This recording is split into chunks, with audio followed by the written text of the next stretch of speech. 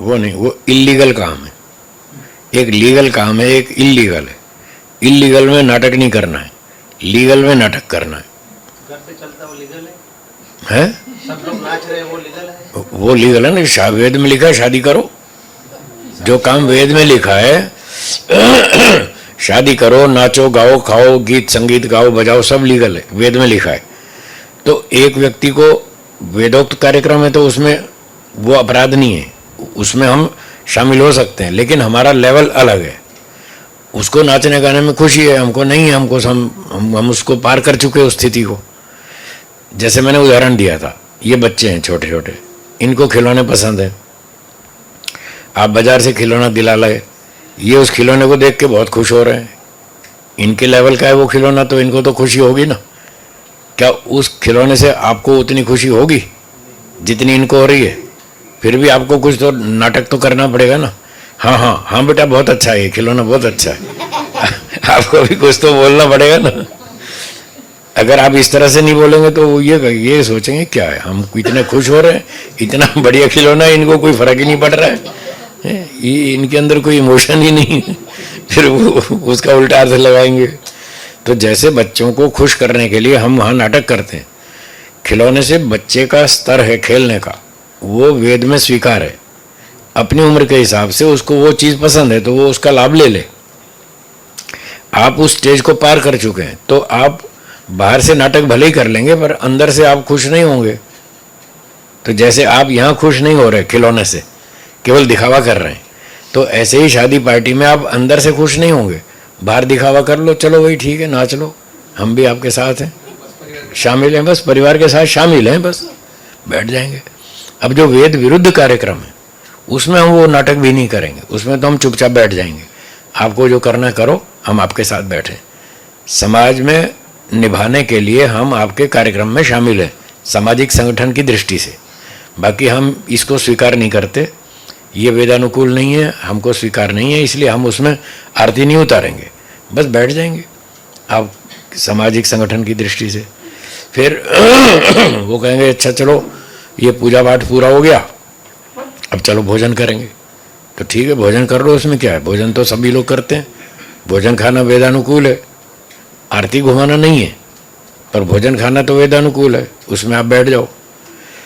कुछ लोग आ जाएंगे आपसे चंदा मांगने इस कार्यक्रम के लिए जो आपके अनुकूल नहीं है, तो वो कहेंगे जी चंदा दो, सब लोग दे रहे हैं आप भी दो, तो अब वहाँ पर आपको देना पड़ेगा। सामाजिक नियम के हिसाब से परतंत्र रहना चाहिए, फिर आपको देना पड़ेगा। तो उसका उत्तर है कि वहाँ पर चंदा दे दीजिए और ये कहिए कि मैं जो सहयोग दे रहा हूँ ये आप भोजन प्रसाद में खर्च करेंगे, उस मंडप के लिए नहीं, मूर्ति के लिए नहीं करेंगे, ये आप भोजन प्रसाद में खर्च करेंगे। तो भोजन प्रसाद में तो कहीं भी दे सकते हैं, वो इलीगल नहीं है। तो ऐसे ऐसे उसका रास्ता निकाल लेना चाहिए, ठीक है, कहीं कहीं नाटक भी कर लेना चाहिए। व्यक्तिगत के लिए अपन स्वतंत्र है और सामाजिक नियम में स्वतंत्र, सामाजिक में परतंत्र है, व्यक्तिगत में स्वतंत्र। कभी कभी ऐसा आएगा तो कर लेना चाहिए। कैसा? जैसा ऐसा नहीं नहीं, वो नहीं, वो तो इलीगल है। सामाजिक में परतंत्र है, लीगल कार्यक्रम में, लीगल सामाजिक में हम परतंत्र हैं, इलीगल में तो हम नहीं गए, हम तो उसमें मानते ही नहीं, उसमें हम परतंत्र नहीं है। वो हमारा व्यक्तिगत विचार है, हमें वो स्वीकार नहीं है, हम उसमें शामिल नहीं होते। आपके संगठन में हम शामिल होंगे क्योंकि संगठन तो लीगल है, वो वेदानुकूल है। संगठन करना, भोजन खाना, इकट्ठे बैठना, सुख दुख पूछना, एक दूसरे को सहयोग करना, वो वेदानुकूल है। संगठन का कार्य वो लीगल है, कानूनी है, उसमें हम शामिल है। वो आपका इलीगल है, उसमें हम शामिल नहीं है। आप आरती घुमाओ, हम नहीं घुमाएंगे, हम वहाँ बैठ जाएंगे चुपचाप। 99% इलीगल है, हाँ 1% में लीगल वाले बस समाज में रह नहीं पाएंगे। वो फिर आप सोचो, क्या कर छोड़ दे समाज, वो आपको सोचना, मैं नहीं कहूँगा, वो डिसीजन मेरा नहीं है, मैंने तो छोड़ दिया, मैंने तो छोड़ दिया,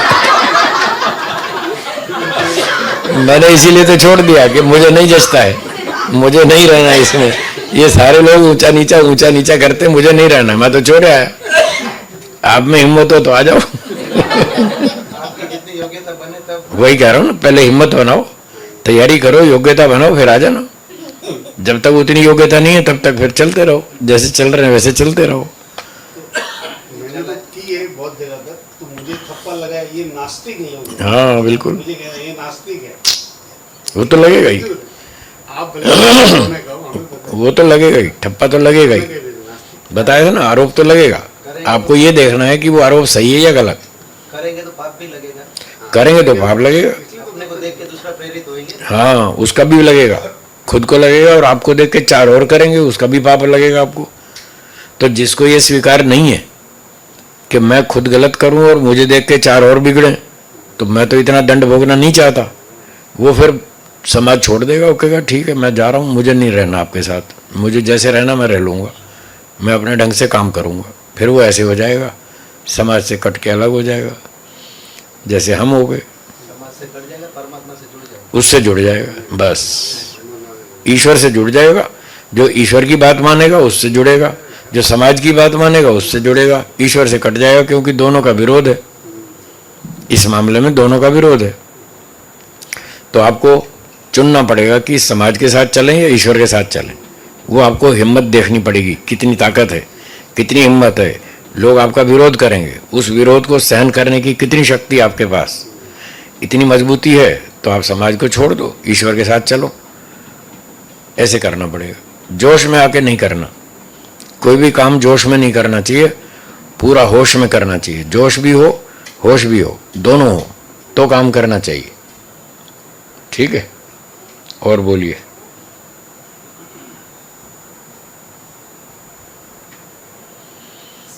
जी बोलिए।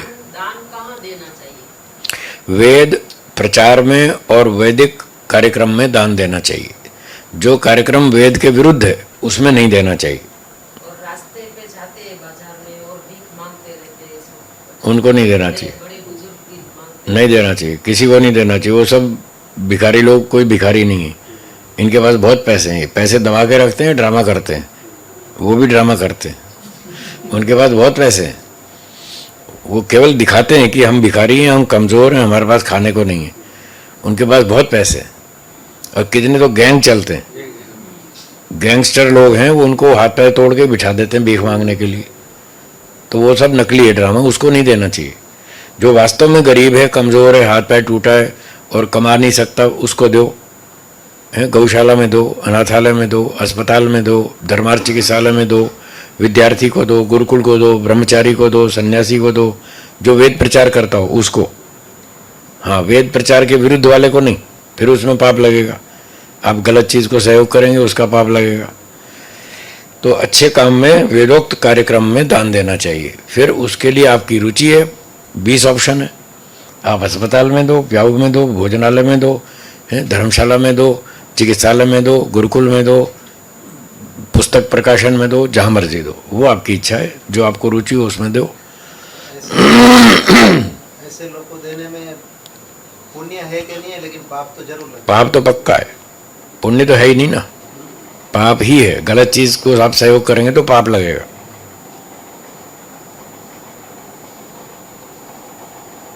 और बोलिए।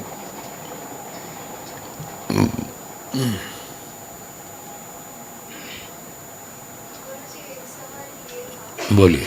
आजकल माता पिता और बच्चे दोनों में घर में काफी झगड़े होते हैं। इसके लिए क्योंकि एज गैप बहुत हो जाता है दोनों के बीच में, विचारधारा अलग अलग हो जाती है। ठीक है। तो ऐसी सिचुएशन में क्या करना चाहिए? मतलब रहना तो साथ में ही है, झगड़ा करके भी साथ में रहना है, ना करके भी साथ में रहना है, तो कैसे उसको? उसका समाधान ये है,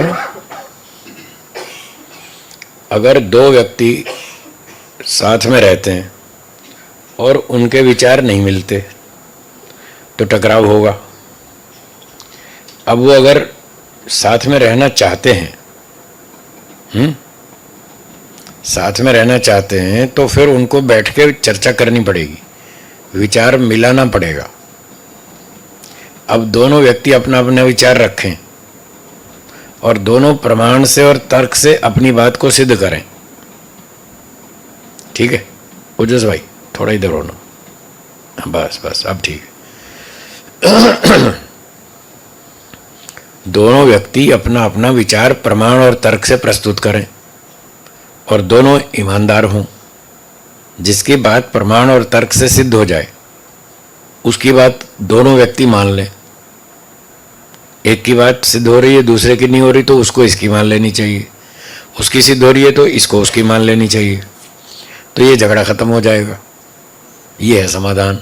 अगर दोनों अड़ियल हैं, दोनों हठी हैं और प्रमाण से तर्क से कोई सिद्ध करना नहीं चाहता और दूसरे ने प्रमाण तर्क से सिद्ध कर भी दिया और वो व्यक्ति स्वीकार नहीं करता, फिर तो कोई समाधान नहीं है, फिर तो झगड़ा चालू रहेगा। फिर आप देख लो, रास्ता हमने बता दिया, आप समाधान करना ही नहीं चाहते तो उसका तो कोई इलाज नहीं है। डॉक्टर ने डायग्नोज कर लिया इसको ये रोग है और दवा भी बता दी कि ये दवाई है, दिन में 3 बार खानी है, सुबह दोपहर शाम, इतनी इतनी मात्रा में खानी है। अब रोगी दवा खाए ही नहीं तो कैसे ठीक होगा? दवा तो उसको खानी पड़ेगी ना रोगी को। तो हमने समाधान आपको बता दिया, फिर आपको करना पड़ेगा। बैठ करके चर्चा करो, प्रमाण तर्क से बात को सिद्ध करो। प्रमाण हमारे वही हैं, वेद, दर्शन, उपनिषद, ऋषियों के ग्रंथ, वो प्रमाण है। जो बात इन ग्रंथों के अनुकूल हो वो सत्य, जो इनके विरुद्ध है वो असत्य। इस तरह से सत्य का निर्णय करो, फिर सत्य को सब लोग स्वीकार करो, झगड़ा खत्म है। बाहर का दूषित हवा है वही गैप है ना, बाकी क्या गैप? तो हम गैप वही है। हाँ, तो जो बाहर का विचार है उसको सिद्ध करो कि उससे लाभ है या हानि, यही तो सिद्ध करना है। अब जो विदेशी वेस्टर्न कल्चर वाले लोग हैं, भारत के लोग उनकी नकल कर रहे हैं, तो वो नकल तो कर रहे हैं पर उनका रिजल्ट भी तो देखो। आप कहते साहब वो देखो वेस्टर्न वाले ऐसे करते हैं वैसे करते हैं, तो करते तो हैं पर उसका रिजल्ट भी तो देखो, कितने दुखी हैं।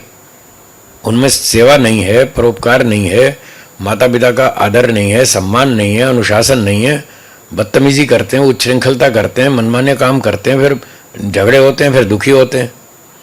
आपको दुखी होना हो तो ठीक है, आप उनकी नकल करो, और दुखी नहीं होना है, सुखी होना है तो फिर भारतीय पद्धति से चलो।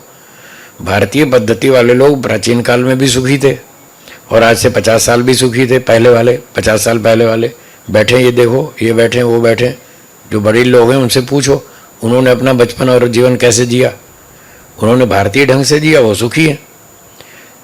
तो फिर आपको निर्णय करना है कि हम भारतीय ढंग से जिएंगे तो सुखी रहेंगे, विदेशी की नकल करेंगे तो दुखी होंगे। अब आप करो निर्णय जो करना हो। सुखी होना हो तो भारतीय ढंग अपनाओ। आप लोग अपना अपना बर्थडे मनाते हैं, हाँ या ना? मनाते हैं ना? बर्थडे पर केक काटते हैं कि नहीं काटते हैं? नहीं काटते? सच से बोलो, नहीं काटते। आप काटते हैं? ये काटते हैं। और कौन कौन केक काटता है? और पीछे वाले कोई नहीं काटता, 2-4 लोग हैं। अच्छा, बर्थडे पर हवन कौन कौन करता है? हवन, अच्छा हवन तो सारे ही करते हैं। हवन करके जन्मदिन मनाना ये भारतीय पद्धति है, हाँ या ना? और केक काट के जन्मदिन मनाना ये विदेशी पद्धति है, हाँ या ना? ठीक है। तो आप लोग भारतीय हैं या विदेशी हैं?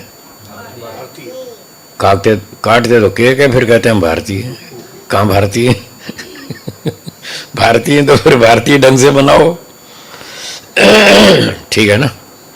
जो भारतीय कहते हैं मैं इंडियन हूँ, भारतीय हूँ, तो फिर भारतीय ढंग से अपने सारे कार्यक्रम चलाओ, तो हम माने कि आप भारतीय हैं, भारतीय परंपरा से चल रहे हैं।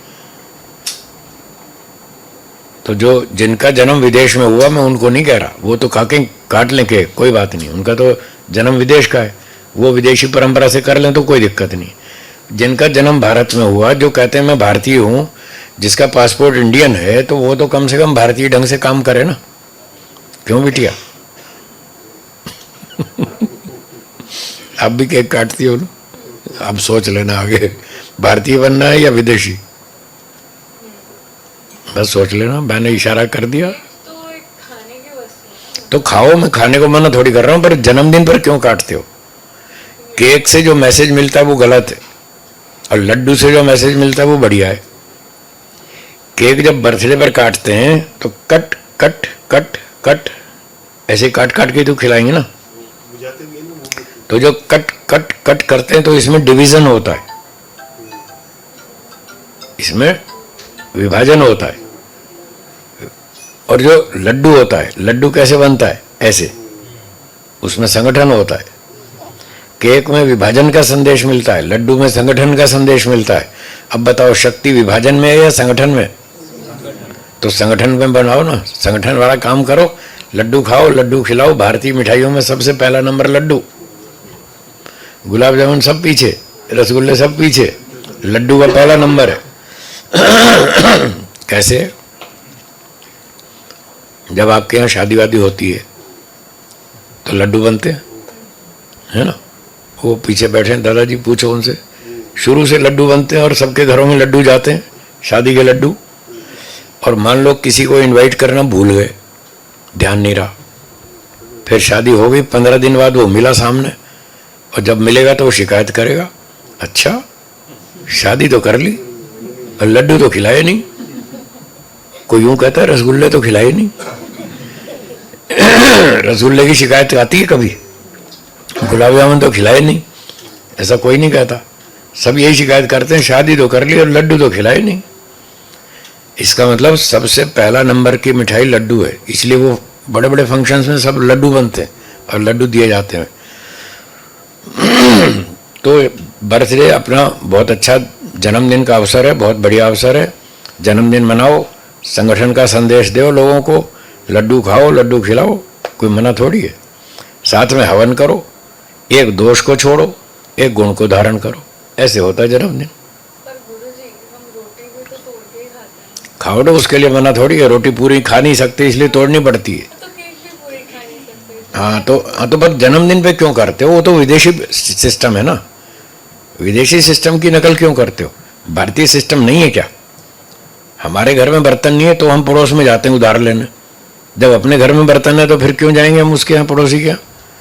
हमारे पास कोई पद्धति ना हो जन्मदिन मनाने की तो हम विदेशी को पकड़े ना।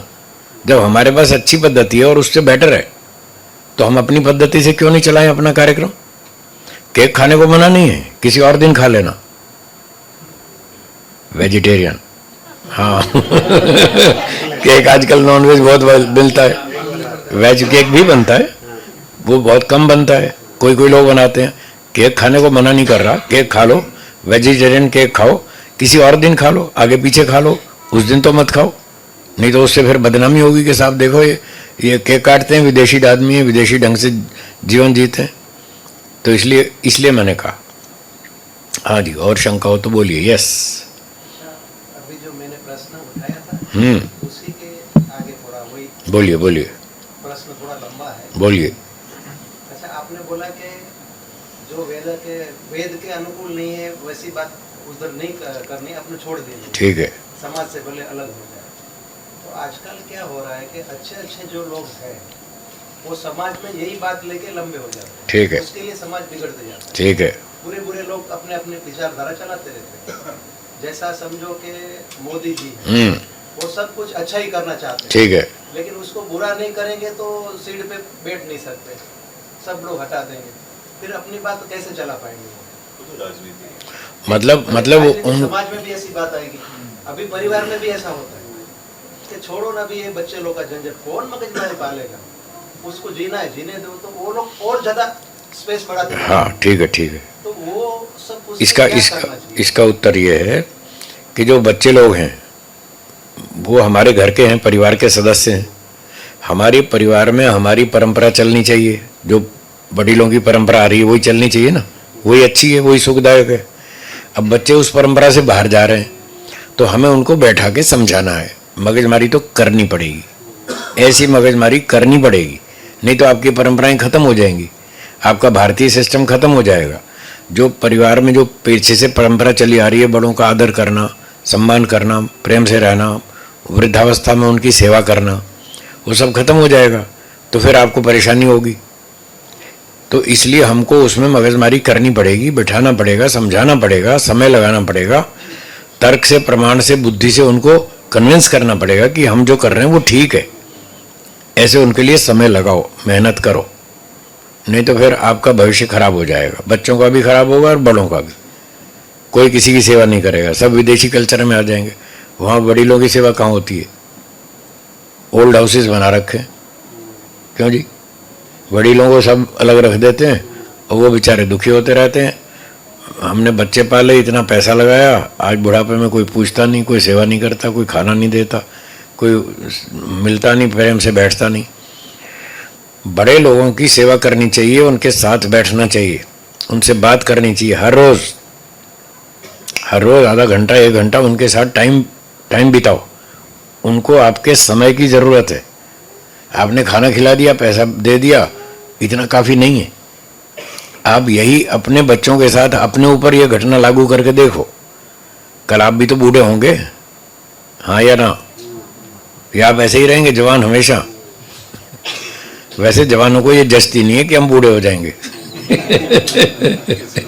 उनको जचती नहीं है, पर ये सच है, बूढ़े तो होंगे या नहीं? सबकी उम्र बढ़ती है। ये सामने प्रत्यक्ष बैठे हैं, ये सीनियर सिटीजन्स, ये भी तो आपकी उम्र में थे ना, तो धीरे धीरे बढ़ते बढ़ते आज इस उम्र में आ गए। वो पीछे बैठे दादाजी वो और उम्र में आ गए, तो आप भी तो आएंगे ही, रुकती थोड़ी है उम्र, वो तो चलती रहेगी। अब आप ये सोचो, आपने अपने बच्चों के लिए 25 साल 30 साल मेहनत की, इनको खिलाया पिलाया, 5-7 करोड़ रुपया खर्च किया। आजकल तो महंगाई ज़्यादा ही है, 3-4-5 करोड़ रुपए लग जाते हैं एक बच्चे को ठीक ठाक करने में, हैं, विद्वान बनाने में।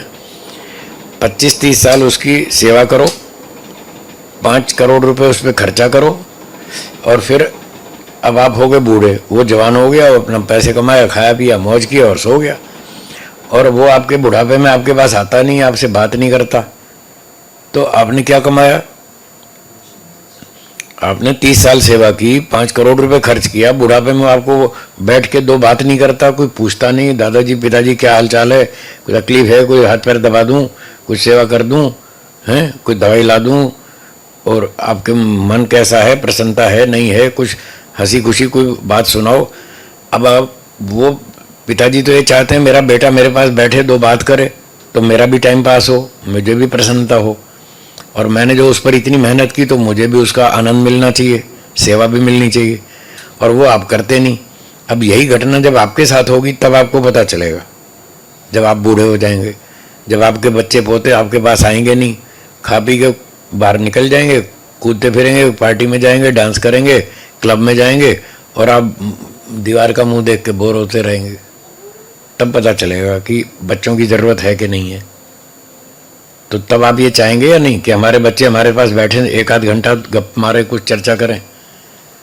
जब आप चाहेंगे कि हमारे बच्चे हमारी सेवा करें, तो आपके वडील नहीं चाहते कि आप भी उनके साथ बैठें, आप भी उनकी सेवा करें? उन्होंने आपके ऊपर कितनी मेहनत की है, 25-30 साल खूब खिलाया पिलाया, पाला पोसा, और खूब सेवा की, और पैसे भी खर्च किए। तो इस तरह से हमको सोचना चाहिए और बच्चों को बताना चाहिए तुम हमारी सेवा नहीं करोगे, तुम्हारे बच्चे तुम्हारी सेवा नहीं करेंगे। अब तुम सोच लो क्या करना। तो सीरियसली सोचेंगे तो समझ में आ जाएगा कि हाँ भाई, हम भी चाहते हैं हमारे बुढ़ापे में हमारी सेवा हो, तो हमें भी वडीलों की सेवा करनी चाहिए। बस यही भारतीय परंपरा है, ऐसे करना चाहिए। तो उसके लिए आपको मेहनत करनी पड़ेगी, समय लगाना पड़ेगा।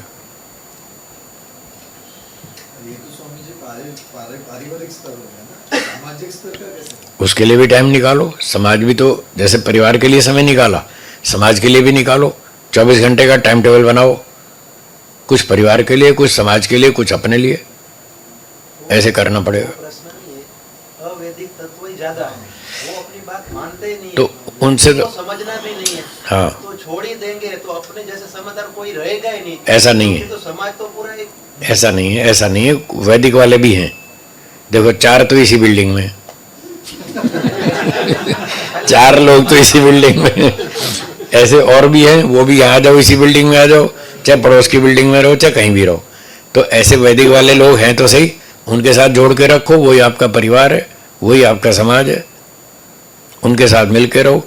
जिनके साथ विचार मिलता है उनके साथ मिल के रहो, संगठन में रहो, और जिनके साथ नहीं मिलता उनको नमस्ते करो, ठीक है भाई तुम्हें जैसे जीना जी लो। विदेशी लोग जी रहे हैं ना, हमने उनको छोड़ रखा है, जाओ तुम्हें जैसे करना करो। हम तो चाहते हैं वेद के अनुसार चलो, आप नहीं चलते तो ठीक है अपना दंड भोगो। कोई जबरदस्ती तो हम कर नहीं सकते, किसी का हाथ तो पकड़ नहीं सकते, हर व्यक्ति स्वतंत्र है, बता ही सकते हैं, समझा ही सकते हैं।